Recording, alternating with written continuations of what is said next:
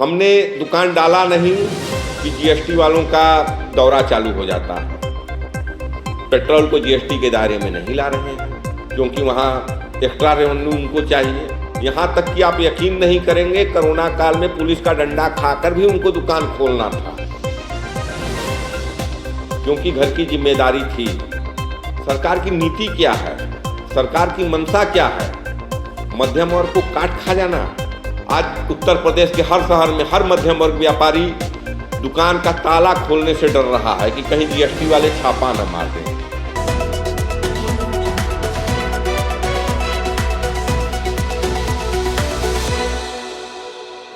नमस्कार, मैं पंकज कुमार सिंह और आप देख रहे हैं सीवी खबर का खास तो प्राइम टाइम मुद्दे की बात में आज हम बात करेंगे हिंदुस्तान के मध्यम वर्ग की और सवाल उठाएंगे कौन बनेगा हिंदुस्तान के मध्यम वर्ग का माध्यम। दोस्तों, कोरोना काल के बाद देश की परिस्थितियां बहुत ही तेज़ी से बदली है और कहीं ना कहीं हमारे व्यवसायी, व्यापारी और जितने भी आम आदमी हैं, मध्यम वर्ग है, जो कहीं ना कहीं अपना खर्च, अपने परिवार का खर्च अपने कंधों पर ढोते हैं, वो आज बहुत ही परेशान है। कोरोना काल में शासन ने राशन बांटा, एक बड़ा पैकेज भी आया था शासन के द्वारा, 18 लाख करोड़ शायद आया था, हमें याद भी नहीं है। हम भी एक व्यापारी हैं, हमें लगा कि कुछ न कुछ हमारा हिस्सा रहा होगा। मिला भी मुझे मेरा हिस्सा, मेरा बैंक का सीसी जो था वो 50,000 बढ़ा दिया गया और कोरोना काल खत्म होते ही उसको फिर वापस ले लिया गया और उस पर भरपूर ब्याज बैंकों द्वारा हमसे वसूला गया। कारोबार बंद था, चूँकि मैं राजपूत समाज से हूँ, पढ़ा लिखा भी हूँ, वकालत की पढ़ाई मैंने किया है। मैं उदाहरण खुद का ही दे रहा हूँ इसलिए कि मैं भारत के मध्यम वर्ग को रिप्रेजेंट कर रहा हूँ। कास्ट से जरूर मैं राजपूत हूँ, लेकिन कोई रियासत विरासत में नहीं मिली है। 2-4 बीघा खेत मिला है, पिताजी खेती करते हैं, मैंने वकालत की पढ़ाई किया। पढ़ाई करने के बाद मैं कचहरी में चला गया, देखा वहाँ पर भीड़ मची हुई है बेरोजगारों की और बड़े बड़े फाइलों पर बड़े बड़े वकीलों का कब्जा है। पारिवारिक जिम्मेदारियां थी, संघर्ष करने का समय नहीं था। समय क्यों नहीं था? क्योंकि बच्चे बड़े हो रहे थे, उनको स्कूल जाना था, प्राथमिक विद्यालय में मैं एडमिशन करा नहीं सकता था। कहीं ना कहीं मध्यम वर्ग की एक धारणा होती है कि हम अपने से ज़्यादा ऊंचों को फॉलो करते हैं, उनके राह पर चलने की कोशिश करते हैं। मन में धारणा थी प्राथमिक स्कूल में बच्चे का एडमिशन नहीं करवाएंगे, कॉन्वेंट स्कूल में डालेंगे। कॉन्वेंट स्कूल में डालेंगे तो 2,500-3,000 महीने की फीस भरना है बच्चे का, 1,000 रुपये भरना है हमको ट्रांसपोर्ट का किराया, 1,000 रुपये हमको भरना है ट्यूशन का फीस। जिम्मेदारियां बढ़ रही थी। वकालत का संघर्ष मैंने छोड़कर मैं चला आया व्यवसाय में। संघर्षों भरा सफर था और कहीं न कहीं यूपीए सरकार से त्रस्त भी था। उनकी नीति से, उनके तौर तरीकों से एक उबन सी थी, मन में एक ललक थी, सरकार बदल जाए, हम लोगों का कुछ भला हो जाएगा, मध्यम वर्ग का कुछ भला हो जाएगा। 2014 में भारत के मध्यम वर्ग ने, इसमें कोई जाति धर्म नहीं है, भले ही शासन सत्ता लोगों को धर्म और जाति में बांटकर वोट लेने का काम कर रही है, लेकिन मैं कहने में कोई संकोच नहीं करूंगा कि मोदी जी को हिंदुस्तान की मध्यम वर्ग ने बड़े ही आकांक्षाओं और अपेक्षाओं के साथ शासन का बागडोर दिया था, शासन करने का उनको मौका दिया और कहीं ना कहीं 5 साल उस जनता की अपेक्षाओं पर खरे भी उतरे और जनता ने उसका परिणाम भी उनको दिया। 2019 के चुनाव में भाजपा की सीटें बढ़ा कर दी, लगा कि नहीं अब हमारा भी कल्याण होगा, जो थोड़ी बहुत कमियां हैं हमारा भी पूरा होगा। लेकिन भाजपा की नीति बदल गई, सत्ता की भूख जग गई, हर हाल में चुनाव जीतने की ललक जाग गई। उनके जो अपने कोर वोटर थे, कहीं ना कहीं उनको छोड़कर शासन उस वोट पर ध्यान केंद्रित कर दी जो उनको वोट नहीं दे रहे हैं, जो विपक्ष का वोट है, जिसको कहीं ना कहीं कोई दलित के नाम पर अपने पाले में किया है, कोई पिछड़े के नाम पर अपने पाले में किया है, उस वोट पर दिमाग लगाए और कहीं ना कहीं अपने कोर वोटर मध्यम वर्ग, इसको मैं किसी जाति में नहीं लूँगा, मध्य वर्ग में है कौन? मध्यम वर्ग में हिंदुस्तान का राजपूत भी है, हिंदुस्तान का ब्राह्मण भी है, हिंदुस्तान का मौर्य भी है, तमाम वो जातियाँ जो अपने घर परिवार चलाने के लिए संघर्ष कर रही वो मध्यम वर्ग में है, चाहे वो नौकरी में हो, चाहे वो व्यवसाय में हो, चाहे वो खेती में है। सरकार ने किसानों को खुश करने के लिए किसान सम्मान निधि भी लाया, सरकार ने गरीबों के लिए आवास भी लाया,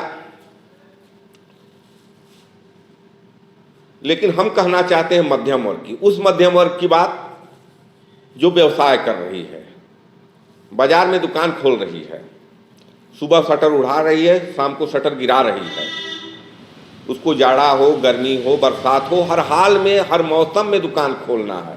यहाँ तक कि आप यकीन नहीं करेंगे, कोरोना काल में पुलिस का डंडा खाकर भी उनको दुकान खोलना था, क्योंकि घर की जिम्मेदारी थी। कोरोना काल में कॉन्वेंट स्कूल ने स्कूल का फीस भी लिया, बैंक वालों ने घर की EMI भी लिया। इन सब के बीच में शासन की नीति और नीयत में सवाल कहाँ मैं उठा रहा हूँ। शासन की नीति और नियम दोनों बदल गए। क्या बदल गए? एक तो लंबे समय तक सत्ता में रहने की भूख जग गई शासन को, और दूसरा देश की अर्थव्यवस्था को आज़ादी के 100वें साल में दुनिया की सबसे बड़ी अर्थव्यवस्था बनाने का एक भूख जाग गया। इस कड़ी में हमारे मुख्यमंत्री योगी आदित्यनाथ जी अभी आज गए हैं बॉम्बे में इन्वेस्टरों को बुलाने के लिए कि उत्तर प्रदेश में हम 17 लाख करोड़ रुपए इन्वेस्ट कराएंगे। ग्लोबल इन्वेस्टर समिट करा रहे हैं, उसके लिए जा रहे हैं। ठीक है, आप उद्योगपति के लिए सोचिए, मुझे अडानी से कोई दिक्कत नहीं है, अंबानी से कोई दिक्कत नहीं। कहीं ना कहीं अडानी और अंबानी हमें रोजगार देते हैं, हिंदुस्तान के मध्यम वर्ग को रोजगार देते हैं, हमको कोई दिक्कत नहीं है। हमको दिक्कत किससे है? हमको दिक्कत है शासन की नीति से, शासन के नियम से। कोरोना काल में हमारे लिए 18 लाख करोड़ का पैकेज आया, हमारा हिस्सा कुछ नहीं था। जो भी था बैंक वालों को दे दिया गया, बैंक वाले उस पर ब्याज भी लिए। न कॉन्वेंट स्कूल वालों ने फीस में रियायत किया, न बैंक वालों ने ब्याज लेने में रियायत किया। तो कैसा पैकेज? मैं कैसे मानूं कि नहीं ये मध्यम वर्ग के लिए सरकार चल रही है? राशन आप बांट दिए, आप आवास बांट दिए, किसको आप आवास दिए?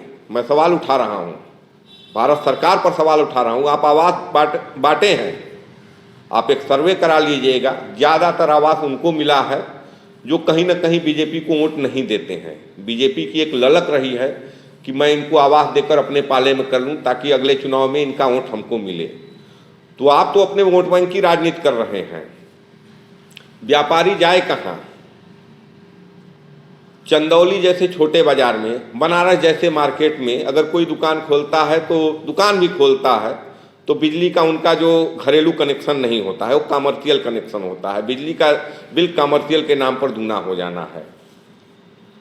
हमने दुकान डाला नहीं कि जीएसटी वालों का दौरा चालू हो जाता है। आज के दौर में मैं खुद एक व्यापारी हूँ, मैंने वकालत छोड़कर व्यापार अपनाया, अपना एक दुकान छोटा सा डाला। अब मैं सच सच बता देना चाहता हूँ कि हम लोग बहुत ही संघर्ष के साथ 2 पार्टनर थे, दुकान को स्टार्ट किया। और जिस समय हमको लगा कि नहीं, अब हम उस लेवल पर आ गए हैं कि भारत सरकार को भी कुछ दें, हमने जीएसटी में अपने फर्म का रजिस्ट्रेशन कराया। स्कूल ड्रेस का कारोबार था मेरा, एक मध्यम वर्ग का कारोबार था। कोई मैं बहुत बड़ा मतलब कि अडानी अंबानी नहीं था, एक मध्यम वर्ग व्यापारी था। 2 पार्टनर थे, जाति धर्म में नहीं थे। उसकी जाति वैश्य थी, मेरी राजपूत थी, लेकिन पार्टनर बने दोनों, व्यापार शुरू किया। हमने फर्म को जीएसटी में रजिस्ट्रेशन भी कराया। स्कूल ड्रेस का कारोबार होता है सीजनल। अप्रैल में जब न्यू एडमिशन होता है तब ड्रेस बिकता है, जुलाई में रूरल एरिया में बच्चे जाना चाहते होते हैं तब ड्रेस बिकता है, फिर नवंबर दिसंबर में जाड़े का ड्रेस बिकता है। सीजनल व्यापार था। जनवरी फरवरी में कोई बिक्री नहीं होती है, मार्च में कोई बिक्री नहीं होती है। हमने दिसंबर लास्ट में जीएसटी में अपने दुकान का रजिस्ट्रेशन कराया। मैं आपको बता देना चाहता हूं कि अप्रैल में स्कूल ड्रेस की बिक्री चालू होती है। जीएसटी वाले ने अप्रैल में हमारे यहाँ 26-27 अप्रैल को छापा मार दिया। उसके बाद वो उनके हाथ बिल लग गया, बिल कटती थी दुकान से, बिल लग गया। अप्रैल में बिक्री थी, क्योंकि न्यू एडमिशन हो रहे थे, अप्रैल में बिक्री हो रही थी। जीएसटी वालों का साफ कहना था कि जब अप्रैल में आपकी बिक्री हो रही है तो आपने जनवरी से लेकर मार्च तक की बिक्री छिपाई है, आपको टैक्स देना होगा। केस मुकदमा दौड़ धूप से बचने के लिए बगैर किसी कमाई के अपने सीसी खाते से हम लोग 1.5 लाख रुपए का जुर्माना देकर काम को आगे बढ़ाए। कोरोना काल में भी ये सरकार हमको जीएसटी में कोई छूट नहीं दी। सरकार की नीति क्या है, सरकार की मंशा क्या है? मध्यम वर्ग को काट खा जाना? क्या मतलब कि दुनिया की सबसे बड़ी अर्थव्यवस्था मध्यम वर्ग के जेब को काटकर ही बनाया जा सकता है? आप अडानी से टैक्स ले रहे हैं, अंबानी से टैक्स ले रहे हैं, कहीं ना कहीं उस टैक्स का प्रतिफल भी उनको मिल रहा है। वो हिंदुस्तान ही नहीं, इस समय वर्ल्ड के रिचेस्ट होते जा रहे हैं। ठीक है, उनको बढ़ाइए, उनको आप दीजिए, लेकिन मध्यम वर्ग के जेब पर एक कैंची क्यों चल रही है? सरकार की चाबुक क्यों चल रही है? आज उत्तर प्रदेश के हर शहर में हर मध्यम वर्ग व्यापारी दुकान का ताला खोलने से डर रहा है कि कहीं जीएसटी वाले छापा न मार दें। अरे हमने दुकान खोला है, हम जो भी अपने दुकान में सामान ला रहे हैं, कपड़ा ला रहे हैं बेचने के लिए, स्कूल यूनिफॉर्म ला रहे हैं, उस पर तो हम ऑलरेडी जीएसटी देकर ला रहे हैं। आप हमारा रिकॉर्ड चेक करिए। हमने 50,000 का माल अगर खरीदा, उसको अगर 60,000 में बेचा तो बचे 10,000 पर भी हम जीएसटी दे रहे हैं। उसके बाद अगर इनकम हो गया तो इनकम टैक्स भी दे रहे हैं। आपने तो ये जोड़ लिया कि मैंने इतना बेचा, इतने का खरीदा बीच में। क्या हमारा मतलब कि एक्सपेंसिव कुछ नहीं है? मनमाना चल रहा है। मध्यम वर्ग के साथ वर्तमान सरकार सिर्फ और सिर्फ धोखा दे रही है। और सरकार ही नहीं, विपक्ष भी भारत की संपूर्ण विपक्ष मूक दर्शक बनी है। राहुल गांधी भारत जोड़ो यात्रा कर रहे हैं। किस लिए कर रहे हैं? क्यों? कहीं ना कहीं 2024 में उनको सत्ता में आना है। अखिलेश यादव पिछड़ों के साथ दलितों को अपने साथ जोड़ना चाहते हैं, क्योंकि कहीं ना कहीं 2027 में उत्तर प्रदेश में उनको सत्ता में वापसी करनी है। भारत सरकार, भाजपा सरकार कहीं ना कहीं उन लोगों को रियायत दे रही है, उन लोगों को सुविधाएं दे रही है जो बीजेपी को वोट नहीं करते हैं। क्या मतलब हुआ हिंदुस्तान के मध्यम वर्ग को 14 में मोदी जी को लाने का, और 14 से भी बढ़कर 19 में मोदी जी को लाने का? कोरोना काल के बाद देश की स्थितियां बदल गई हैं। देश का मध्यम वर्ग त्राहिमाम कर रहा है। मैं सवाल उठाना चाहता हूं, भारत सरकार से भी सवाल उठा रहा हूं, उत्तर प्रदेश सरकार से भी उठा रहा हूं कि मध्यम वर्ग का माध्यम कौन बनेगा? कौन बनेगा सहारा मध्यम वर्ग का? आप जीएसटी मध्यम वर्ग से ले रहे हैं। हवस जग गई है, भारत सरकार को हवस जग गई है कि हर महीने जीएसटी कलेक्शन बढ़ना चाहिए। पेट्रोल को जीएसटी के दायरे में नहीं ला रहे हैं, क्योंकि वहां एक्स्ट्रा रेवेन्यू उनको चाहिए। कपड़ा, टेक्सटाइल हिंदुस्तान का सबसे बड़ा रोजगार देने वाला सेक्टर, जिसमें कभी थान के कपड़े पर कोई वाइट नहीं लगता था वाइट के ज़माने में, आज उसको वाइट में लाए हैं। और कहीं ना कहीं एक साजिश चल रही है भारत सरकार की। जो भी सेक्टर रोजगार दे रहा है, हर एक रोजगार पाने वाले से सरकार की मंशा नीयत साफ है कि अधिक से अधिक वसूली की जाए। क्यों? क्योंकि उनको दिखाना है कि भाजपा सरकार में भारत विश्व की सबसे बड़ी अर्थव्यवस्था बनी। ठीक है, बढ़िया बात है, हमें भी गर्व होगा कि नहीं हमारा देश विश्व का सबसे विशाल अर्थव्यवस्था बन जाए, लेकिन कहीं ना कहीं मध्यम वर्ग को खुश रखिए। मध्यम वर्ग के सोच को, मध्यम वर्ग के जिम्मेदारियों को महसूस कीजिए। वो कैसे अपने परिवार को चला रहे हैं। एक आदमी परिवार में नौकरी कर रहा है, एक आदमी व्यापार कर रहा है, एक आदमी खेती कर रहा है, 10 लोगों की जिम्मेदारी लेकर चल रहा है। आप सिर्फ टैक्स बढ़ाकर मतलब कि सरकार का राजस्व बढ़ाना चाहते हैं, चलिए ठीक है, आप टैक्स ले रहे हैं, टैक्स से विकास भी हो रहा है, रोडें बन रही हैं, सड़क बन रहे हैं, रेलवे बन रहे हैं, एयरपोर्ट बन रहे हैं, सब कुछ हम मानते हैं। लेकिन कहीं ना कहीं उनके मन से निकलने वाली आवाज को भी सुनिए। हिंदुस्तान का मध्यम वर्ग त्राहिमाम कर रहा है।